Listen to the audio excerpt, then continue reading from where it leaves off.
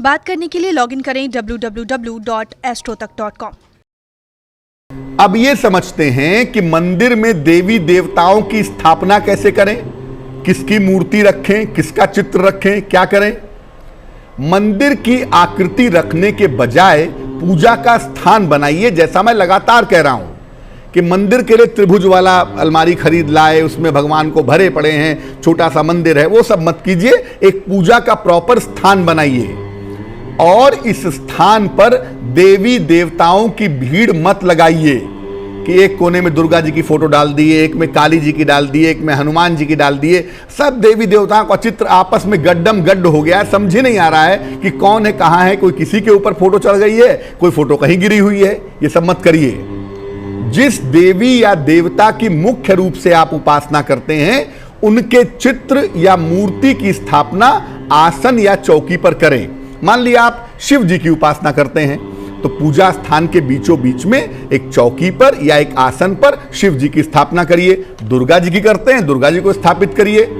बाकी अन्य देवी देवताओं को आप बगल में स्थापित कर सकते हैं, लेकिन बहुत ज्यादा नहीं होने चाहिए, क्योंकि पूजा स्थान अगर हैप्पीजर्ड होगा तो आपको दिक्कत होगी, आप फोकस नहीं कर पाएंगे।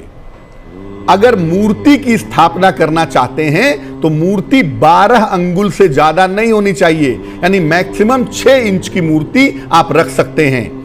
चित्र कितना भी बड़ा हो सकता है, चित्र के बारे में कोई नियम नहीं है। आप चाहते हैं 50 फीट का चित्र लगाएं, लगा लीजिए, लेकिन मूर्ति 6 इंच से ज्यादा की नहीं रखी जाएगी। अपने पूजा स्थान पर शंख, गोमती चक्र और एक लोटे में या कटोरी गिलास में पानी भर करके जरूर रखिएगा। तो अगर आप पूजा स्थान में देवी देवताओं के चित्र को रखने के पहले थोड़ा सा हमारी बातों पे ध्यान देंगे तो आपका जो मंदिर है वो बड़ा सटीक बनेगा, बड़ा सही बनेगा और उसमें आपके लिए फोकस करना, एकाग्रता करना आसान होगा। अब ये जान लेते हैं कि पूजा स्थान को जागृत कैसे करें। पूजा स्थान केवल बन जाने से काम नहीं चलेगा। आपने घर में बल्ब लटका दिया, लेकिन अगर बिजली का कनेक्शन नहीं है तो बल्ब से रोशनी नहीं निकलेगी, आपको फायदा कुछ नहीं होगा, आप लटकाते रहिए बल्ब। इसी तरह से पूजा स्थान बना लेने भर से काम नहीं चलेगा, आपको पूजा स्थान को एक्टिव करना पड़ेगा, ताकि जब आप वाकई में वहां बैठ करके प्रार्थना करें, वहां बैठ करके अपनी बात ईश्वर से कहें तो वो बात सुनी जाए, या आपको ये अनुभव हो कि हां आपकी समस्या दूर हो गई है, तभी इसका पूरा फायदा है। अदरवाइज ऐसे तो पूजा घर बना के रखते रहिए, उसका कोई फायदा नहीं है। कैसे जगाएंगे, पूजा घर को एक्टिव कैसे करेंगे? दोनों समय एक ही समय में पूजा उपासना का नियम बनाएं।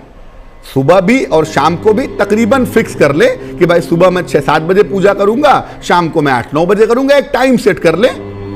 शाम की जो पूजा होती है उसमें दीपक जरूर जलाएंगे, घी का या तिल के तेल का, सरसों के तेल का दीपक घर की पूजा में नहीं जलता, तो तिल के तेल का या घी का एक दीपक जलाएंगे पूजा स्थान के बीचों बीच में रख करके। पूजा के पहले थोड़ा सा कीर्तन कर लें या बोल बोलकर मंत्र का उच्चारण कर लें। जैसे मान लिया गायत्री मंत्र आपने जपने लगे, हरे राम हरे कृष्ण जपने लगे, थोड़ा बोल कर, ताकि जो स्पंदन पैदा हो, जो वाइब्रेशन पैदा हो, वो पूरे घर में फैले, पूरे घर में चले। मंदिर को हमेशा साफ सुथरा रखिएगा, यानी रोज आप अगर सफाई करें तो बहुत अच्छा है। और एक लोटे में जल भर के रखिएगा। उस जल का बड़ा फायदा है, अचानक कोई बीमार पड़ गया उसको वो जल पिला दीजिए, लेकिन रोज पुराने जल को पौधे में डाल दीजिए, नया जल भर के रख दीजिए, या पुराने जल को पी लीजिए, नया भर के रख दीजिए। तो जो जल है ना, बड़ा कारगर होता है। पूजा स्थान पे बैठ के अगर आप जल रख के पूजा करते हैं तो मन बड़ा फोकस होता है, और दूसरे वो जल अभिमंत्रित हो जाता है, तो बीमारियों के मामले में, निगेटिव एनर्जी के मामले में बड़ा फायदा करता है। आप चाहें तो उस जल के 24 घंटे बाद उस जल का छींटा अपने घर में मार सकते हैं, उससे भी बड़ा फायदा होता है। आप कोई भी पूजा करते हो, अगर आपको गुरु मंत्र नहीं मिला है, यानी अगर आपके कोई गुरु नहीं है जिसने आपको गुरु मंत्र दिया हो, तो ऐसी दशा में पहले गायत्री मंत्र जपा जाएगा। पहला मंत्र गायत्री मंत्र, उसके बाद जो पढ़ना है, जो जपना है वो जप लीजिए। पूजा के बाद अर्पित किया हुआ जल प्रसाद के रूप में आप ग्रहण कर सकते हैं। थोड़ा सा जल लेके पूजा के कम से कम 5-10 मिनट के बाद थोड़ा सा जल लेकर के प्रसाद रूप में ग्रहण कर लीजिए।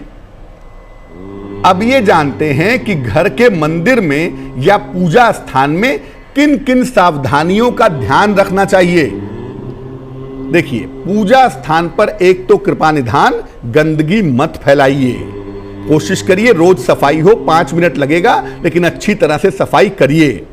रोज वहां पर साफ सफाई जरूर करें। और बहुत सारे लोग, क्या होता है, दादाजी मर गए, उनकी फोटो रख दी पूजा स्थान पे, किसी का देहांत हो गया, उसकी फोटो पूजा स्थान पे रख दी। पूजा स्थान पर गुरु का चित्र तो रख सकते हैं, लेकिन जिनका देहांत हो चुका है, जो आपके पूर्वज हैं, उनका चित्र कम से कम पूजा स्थान पे मत रखिए। देवी देवताओं के साथ केवल आप अपने गुरु का चित्र रख सकते हैं, वो भी तब जब आपके गुरु इसके योग्य हों। शनिदेव का चित्र या शनिदेव की कोई भी मूर्ति अपने पूजा स्थान पे घर में बिल्कुल मत रखिएगा। और जहां तक हो सके पूजा स्थान पर बांस की जो लकड़ी वाली अगरबत्ती होती है वो मत जलाइएगा, क्योंकि बांस जलाना एक तो अशुभ होता है, दूसरा बांस में लेड होता है, उसको जलाएंगे तो आपको लंग्स में प्रॉब्लम हो सकती है। तो बेहतर है कि जो लकड़ी वाली अगरबत्तियां हैं वो जलाएं या धूप बत्ती जलाएं। और पूजा स्थान का दरवाजा बंद मत करिए, पूजा हुआ दरवाजा बंद, भगवान को बंद कर दिए, ये सब मत करिए। और पूजा स्थान स्टोर रूम में मत बनाइए, रसोई घर में मत बनाइए।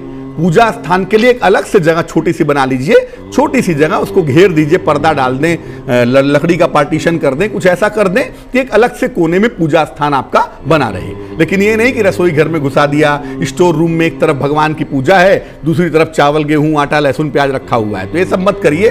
बेहतर होगा कि एक छोटी सी जगह बनाइए और उसकी पवित्रता को मेंटेन कीजिए।